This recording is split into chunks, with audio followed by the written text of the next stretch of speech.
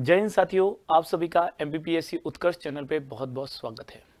लगातार आपके कमेंट आते हैं, मैसेजेस भी आते हैं कि सर एमपीपीएससी प्री 2025 इस बार तो हमें निकालना ही है। तो कुछ ऐसी रणनीति बताइए, कुछ ऐसा तरीका बताइए जिससे इस बार हम प्री क्रैक कर लें, क्योंकि हमने मेंस तो पढ़ रखा है। या कई विद्यार्थी ऐसे कि सर हम पहली बार दे रहे हैं लेकिन हम चाहते हैं कि फर्स्ट अटेम्प्ट में ही हम प्री क्रैक करें और मेंस दें और सिलेक्शन लें।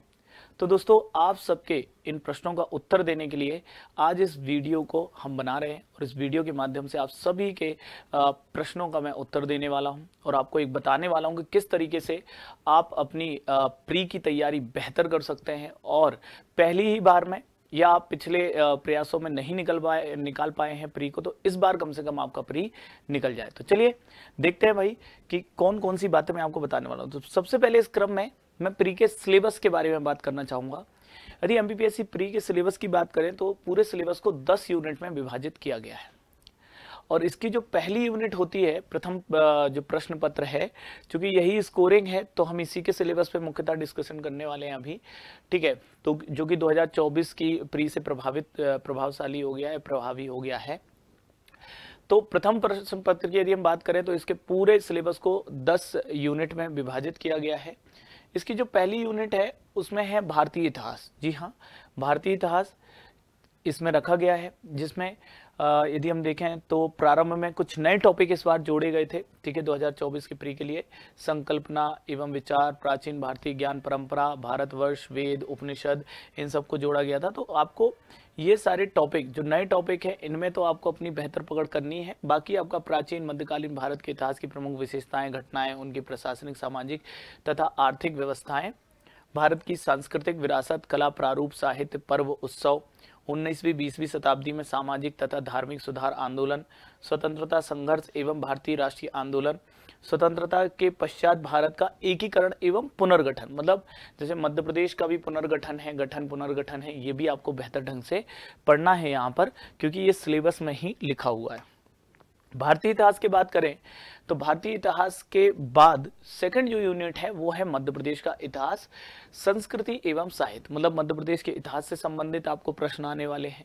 फिर मध्य प्रदेश का स्वतंत्रता आंदोलन में योगदान हो, मध्य प्रदेश के प्रमुख कला एवं स्थापत्य, मध्य प्रदेश की प्रमुख जनजातियां, उनकी बोलियां, यहाँ पे भी जनजातियां दी है। और एक यूनिट जो कि हम देखेंगे यूनिट 10, वो भी आपकी जनजातियों से संबंधित है। तो मध्य प्रदेश के प्रमुख त्योहार, लोक संगीत, लोक कलाएं, लोक साहित्य, मध्य प्रदेश के प्रमुख साहित्यकार एवं उनकी कृतियां, मध्य प्रदेश के प्रमुख धार्मिक, सांस्कृतिक एवं पुरातात्विक पर्यटन स्थल, मध्य प्रदेश में विश्व धरोहर स्थल, मध्य प्रदेश के प्रमुख जनजातीय व्यक्तित्व, ये आपके मध्य प्रदेश में रहने वाला। और मध्य प्रदेश में हम देखेंगे तो ये पहला पार्ट हो जाता है जो मध्य प्रदेश से संबंधित है। ठीक है, जो कि इतिहास, कला, संस्कृति संबंधित है।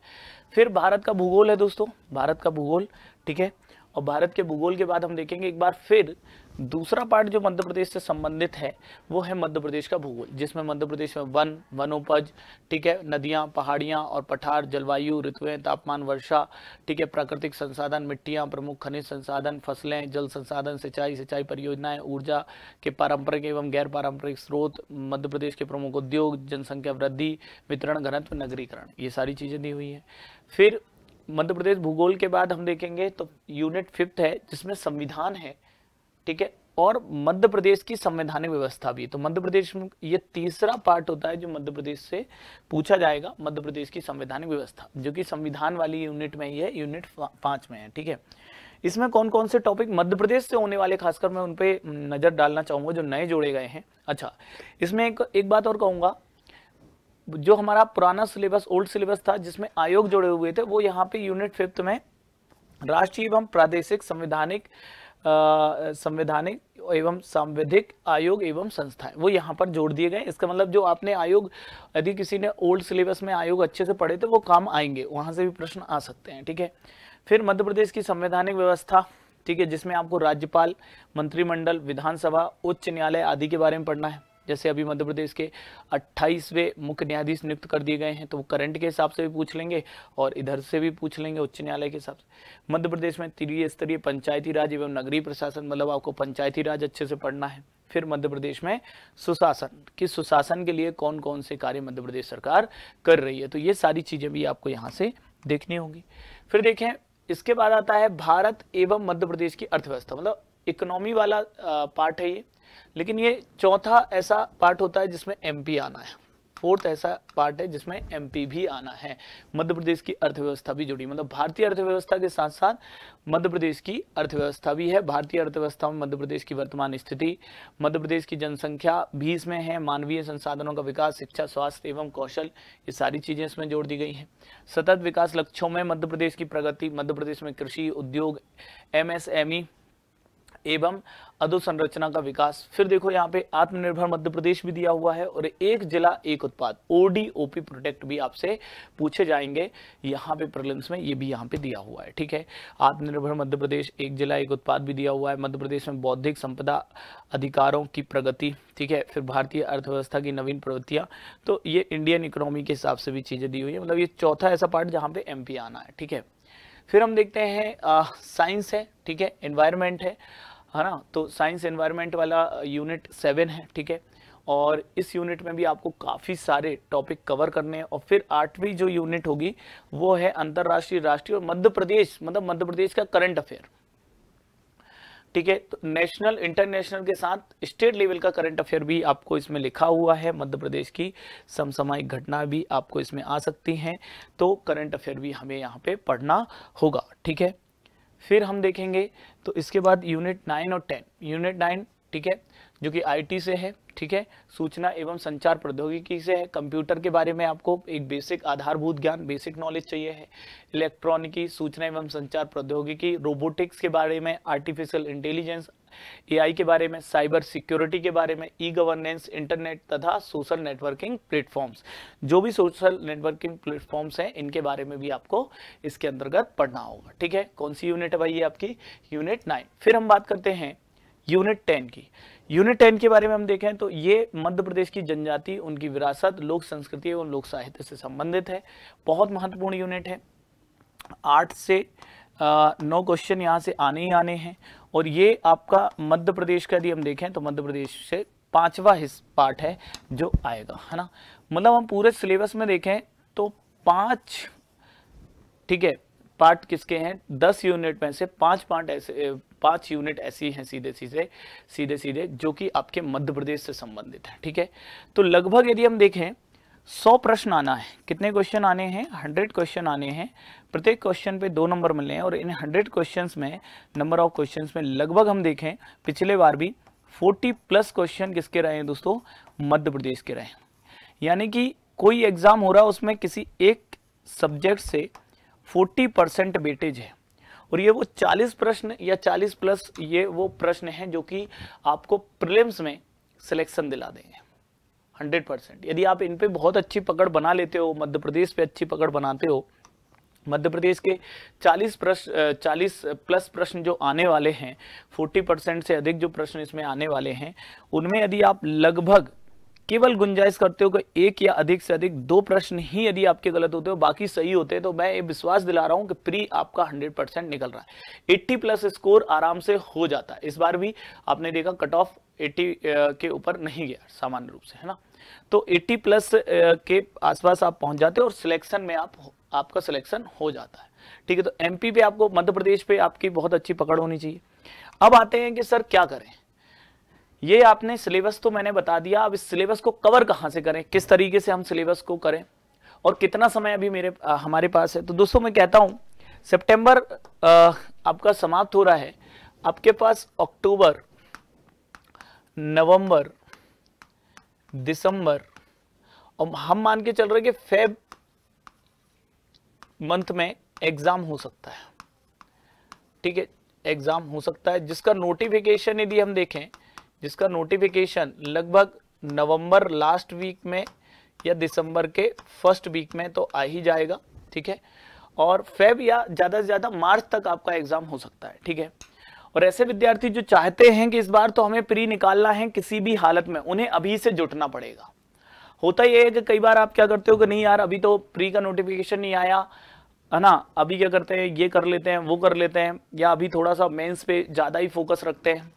मैं कहता हूं कि यदि ऐसे विद्यार्थी जो चाहते हैं कि इस बार तो प्री निकालना है, उन्हें थोड़ा सा अब अभी से एफर्ट देना पड़ेगा प्री में भी।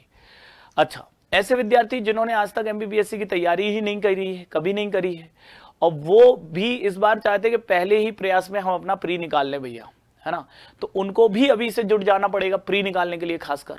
ठीक है, तो जब आप प्री निकालने के लिए अभी से यदि जुटना चाहते हैं, बार बार मैं एक बात दोहरा रहा हूं कि जो चाहते हैं, क्यों, क्योंकि यदि कोई विद्यार्थी सामान्य रूप से ऐसा सोचता है कि यार मुझे अभी मेंस तैयार कर रहा हूं मैं, और वो मेंस तैयार कर रहा है, वो सोचता है कि यार ठीक है नोटिफिकेशन आएगा तब मैं पढ़ लूंगा, लेकिन अभी मैं अपना मेंस अच्छे से करना चाहता हूं, ताकि यदि इस बार का प्री ना निकले लेकिन अगली बार जब मैं प्री दूं तो मेरा प्री तो अगली बार मैं अच्छे से दे ही दूंगा तैयार करके, बट मैं चाहता हूं मेरा मेंस ही पहले तैयार हो जाए, क्योंकि मेंस अच्छा तैयार हो जाता है तो निश्चित रूप से ये होता है कि यदि प्री निकलता है तो आप फिर मेंस भी आसानी से निकाल लेते हो।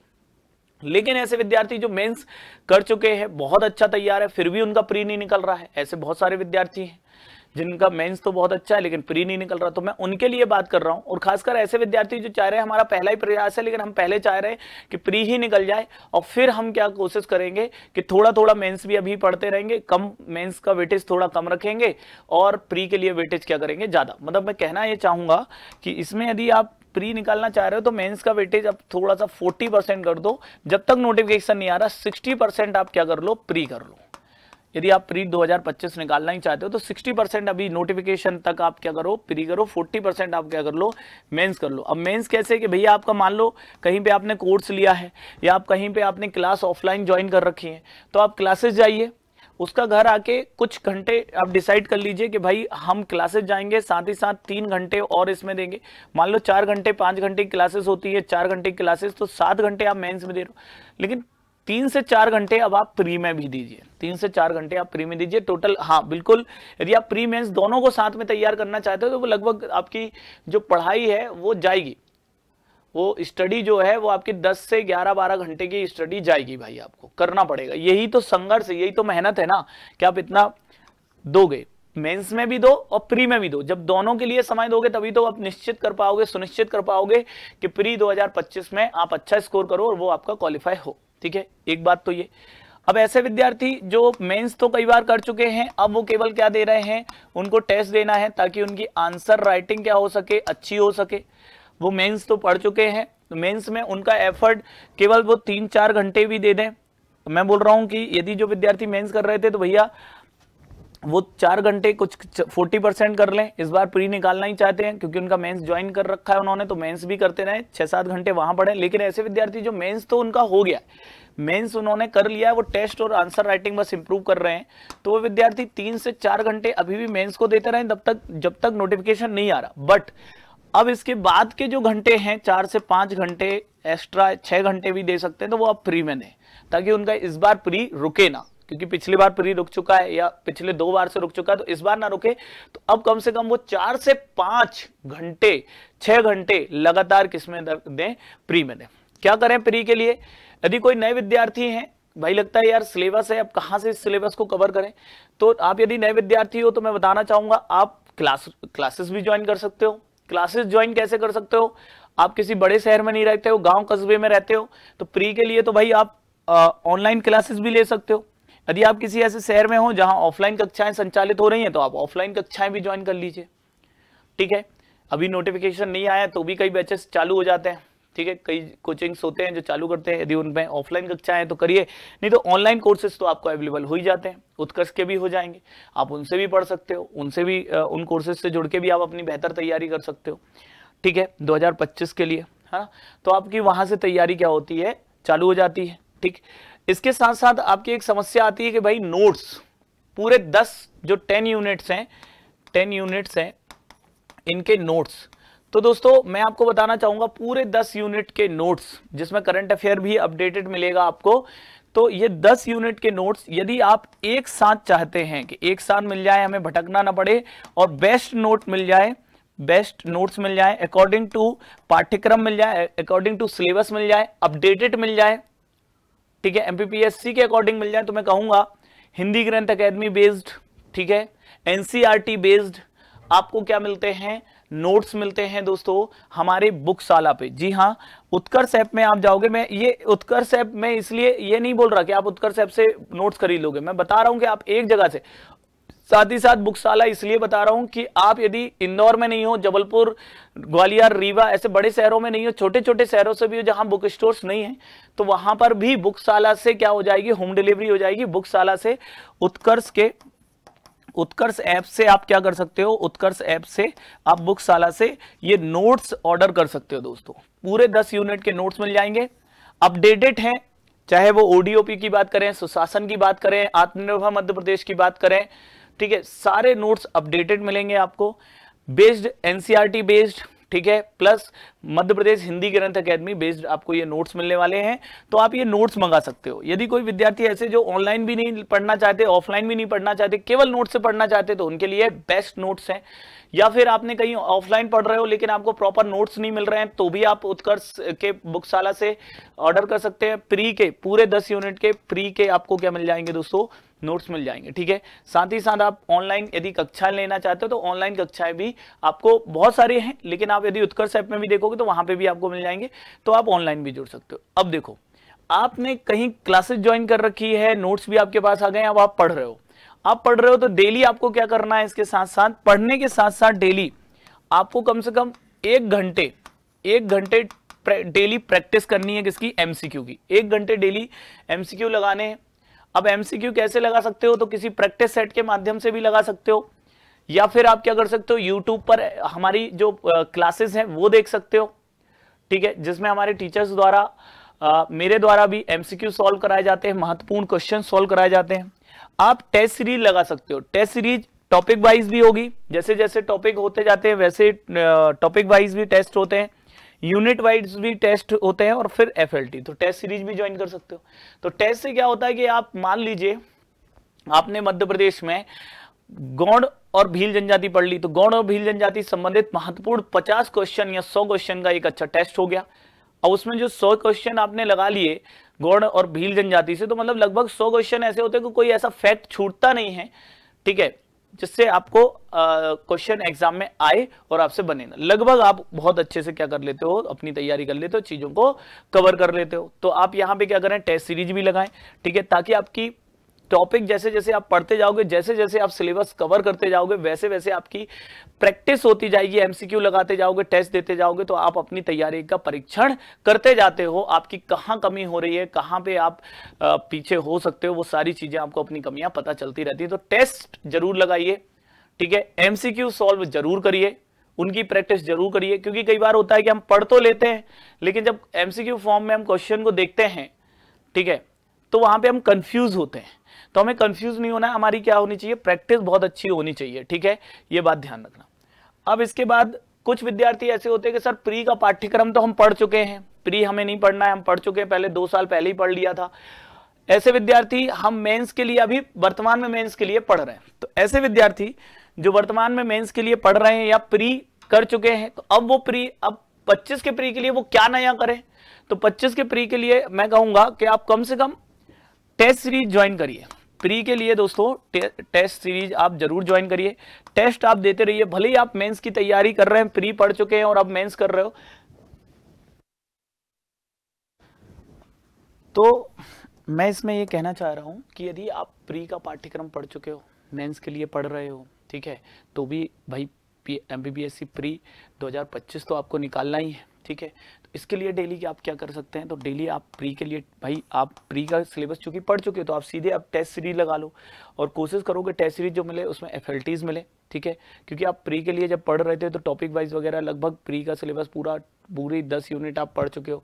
अब बीच बीच में उनका रैंडमली रिवीजन करते रहिए, एफएलटी लगाइए, या कुछ जगह पे यूनिट वाइज टेस्ट हो तो यूनिट वाइज टेस्ट भी दीजिए।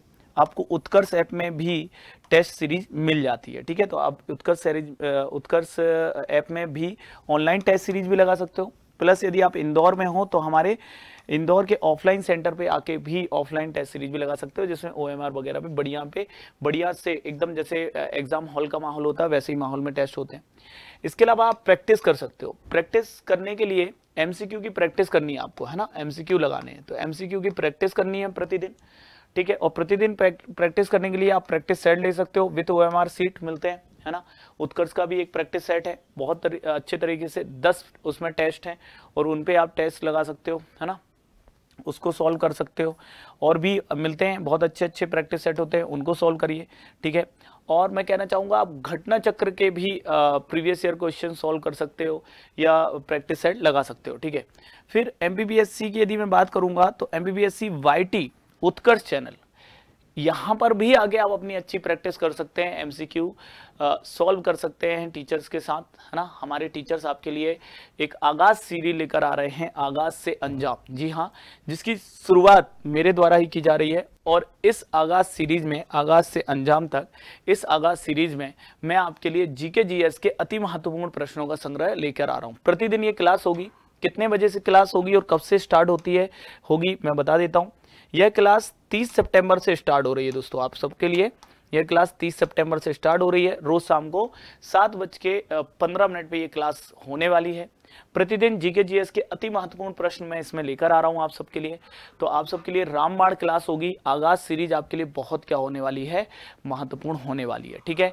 तो आप सब इस सीरीज से जुड़ के आप अपने, यदि आपने सिलेबस कवर कर लिया है प्री का पूरा, ठीक है, और आप चाहते हो यार अच्छे क्वेश्चन सॉल्व करें, नए नए क्वेश्चन सॉल्व करें, कुछ ऐसी चीजें जो आपके सिलेबस कवर करने के दौरान, पढ़ाई के दौरान छूट गई होंगी, वो हम यहाँ पे एमसीक्यू के माध्यम से आपको कवर करा देंगे। तो आपके एग्जाम के लिए एक अच्छी तैयारी हो जाएगी। और मुझे पूरा भरोसा है, ठीक है, विगत मेरा कम से कम YouTube पे इस तरीके से क्लास लेने का, हर एमपीपीएससी प्री के पहले महत्वपूर्ण क्वेश्चन सॉल्व कराने का एक लंबा अनुभव रहा है, जिससे मैं लगभग कुछ अच्छे अच्छे प्रश्न जब मैं सॉल्व कराता हूं तो देखते हैं कि लगभग उनमें से प्रश्न एग्जाम में कई बार आ जाते हैं, ठीक है। तो वैसे ही अति संभावित प्रश्नों को मैं यहाँ पे सॉल्व कराने वाला हूँ, जो आपके लिए रामबाण साबित होगा। आप इस क्लास से जरूर जुड़िए। प्रतिदिन ये क्लास होगी, फ्री है, यूट्यूब पर है तो फ्री ही रहती है, ठीक है। तो आप इस क्लास से जुड़ के अपनी बेहतर प्रैक्टिस कर सकते हो। मैं यहाँ पे डिटेल में नहीं पढ़ाऊंगा, यहाँ पे क्वेश्चन सॉल्व कराने वाला हूँ, ठीक है। तो ये बात ध्यान रखना। इसके अलावा दोस्तों मैं आपको बताना चाहूंगा, एमपीपीएससी मेंस ऐसे विद्यार्थी जो प्री तो पढ़ चुके हैं, प्री भी अच्छा चल रहा है, मेंस भी पढ़ चुके हैं, लेकिन अब वो चाह रहे हैं मेंस की आंसर राइटिंग इंप्रूव करें, टेस्ट सीरीज दें। तो भाई आपके लिए एमपीपीएससी मेंस 2025 को टारगेट करके अभी से टेस्ट सीरीज हमने लॉन्च कर दी है, ठीक है। 29 तारीख से ये टेस्ट सीरीज आ गई है। वीकली टेस्ट होंगे, इसमें 30 टेस्ट आपको इसमें मिलने वाले हैं, ठीक है। तो आप हमारी इस टेस्ट सीरीज से जुड़ सकते हो। और ऐसे विद्यार्थी जो अभी तक उन्होंने प्री भी नहीं किया है और वो चाहते हैं कि वो भाई एमपीपीएससी प्री 2025 के लिए बहुत बेहतर तैयारी करें, तो आप सबके लिए एक फाउंडेशन बैच है संपूर्ण 7.0। जी हाँ, ये स्टार्ट हो गया है और इसमें आपको डेमो क्लासेस भी मिल रही हैं। तो आप ऑफलाइन भी आ सकते हो, और यदि आप इंदौर नहीं आ सकते हो तो लाइव फ्रॉम क्लासरूम बैच आप घर बैठे ज्वाइन कर सकते हो। इसके अलावा हमारा एकलव्य बैच भी है, जो कि लाइव फ्रॉम स्टूडियो है, ठीक है, एकलव्य 4.0। उस बैच से भी आप हमारे साथ जुड़ सकते हो और अपनी बेहतर तैयारी कर सकते हो। दोस्तों ये वीडियो बनाने का उद्देश्य बस एक ही था कि आप जब बार बार पूछते हो कि सर क्या रणनीति अपनाएं, किस तरीके से इस बार प्री क्रैक करें, तो मेरा बस यही है कि पहले तो सिलेबस को देख लो, सिलेबस के अकॉर्डिंग आप क्लासरूम क्लासेस यदि कहीं ज्वाइन कर सकते हो, जो टारगेट क्लासेस हो उनको ज्वाइन कर सकते हो, या फिर आप एक बेहतर नोट्स ले सकते हो, ठीक है, जिसमें आपको उत्कर्ष के ऐप के बुकशाला पर उत्कर्ष के नोट्स भी मिल जाएंगे, सभी 10 यूनिट के नोट्स मिल जाएंगे, जो कि अकॉर्डिंग टू सिलेबस हैं, अकॉर्डिंग टू पैटर्न है, ठीक है। और एनसीईआरटी और मध्य प्रदेश ग्रंथ अकेदमी बेस्ड ये सारे नोट्स आपको मिलेंगे, अपडेटेड नोट्स हैं, ठीक है, जिनमें आपको बहुत अच्छा एक निचोड़ मिलने वाला है बहुत सारे कंटेंट का, ठीक है, जिससे आप एग्जाम क्रैक कर सके और 2025 के प्री में अपने माता पिता का सपना पूरा कर सके, उनकी फिक्र को फख्र में बदल सके।